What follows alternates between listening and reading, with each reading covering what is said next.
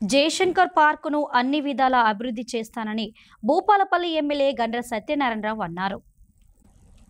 జయశంకర్ పార్క్లో ఉన్న సమస్యలను వాకర్స్ అసోసియేషన్ నాయకులు ఎమ్మెల్యే జేఎస్ఆర్ దృష్టికి తీసుకెళ్లగా వెంటనే ఎమ్మెల్యే జయశంకర్ పార్క్ను సందర్శించారు. పార్క్లో ఉన్న సౌకర్యాల పట్ల అసంతృప్తి వ్యక్తం చేశారు. త్వరలోనే సింగరేణి మున్సిపల్ అధికారులతో సమీక్ష సమావేశం నిర్వహించి పార్కు అభివృద్ధికి కృషి చేస్తానన్నారు.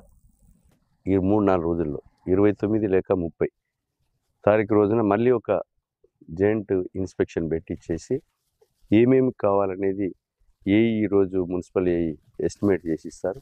ఆ ఎస్టిమేట్ ప్రకారంగా ఇక్కడ అవసరం ఉన్నటువంటి యొక్క జిమ్ పరికరాలు కానీ, క్యాంటీన్కి ఉపయోగపడేటువంటి మరి వస్తువులు కానీ, ఇక్కడ డ్రైనేజ్ క్లోజ్ చేసే స్లాబ్ కానీ, ఇంకా ఈ ప్రాంగణంలో ఉన్నటువంటి మరి ఒక ఎక్సర్సైజ్ చేసేటువంటి జిమ్స్కి సంబంధించిన వస్తువులు ప్రతి ఒక్కటి కూడా మరి కొత్తవి కూడా పెట్టే విధంగా, అవసరమైతే రిపేర్ చేస్తే రిపేర్ అయ్యే విధంగా చేసి ఇక్కడ ఈ పరిధిలో సుభాష్ కాలనీకి సంబంధించిన భూపాలపల్లి మున్సిపాలిటీ పరిధిలో ఉన్న ఏదైతే ప్రజలకు అందుబాటులో ఉండే విధంగా, వాకర్స్కి అందుబాటులో ఉండే విధంగా, మరి ఎలాంటి ఇబ్బంది లేకుండా ఉండే విధంగా లైటింగ్ కానీ అన్నీ కూడా దీన్ని మరి సింగరేణి కానీ మున్సిపల్ కానీ ఏదో ఒక మరి వాళ్ళిద్దరితో కోఆర్డినేట్ చేసుకొని అతి త్వరలో దీన్ని వాకర్స్ సమస్యలు కూడా తీర్చే విధంగా చేయడం జరుగుతుంది.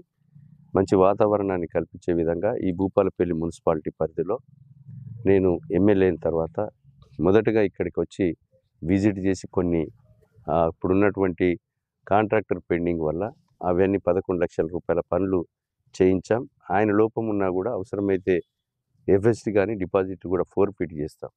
ఆయన చేసిన పనులలో నాణ్యత లేకుండా ఉంటే, ఒకవేళ ఇంకా కూడా ఈ భూపాలపల్లిలో అమృత్ స్కీమ్లో కూడా 32 లక్షల కెపాసిటీ కలిగేటువంటి ఓహెచ్ఎస్ఆర్ వాటర్ ట్యాంకులు, ఎక్స్టెన్షన్ పైప్ లైన్లు, అదేవిధంగా ఇంకా బోర్ మోటార్స్ కూడా తెచ్చి ట్రాన్స్ఫార్మర్స్ కూడా 165 kV ట్రాన్స్ఫార్మర్ కూడా ఒక 8 ట్రాన్స్ఫార్మర్లను కూడా భూపాలపల్లి పట్టణంలో పెట్టి మనము అమృత్ స్కీమ్లో కూడా మరి నిధులు తీసుకురావడం జరిగింది.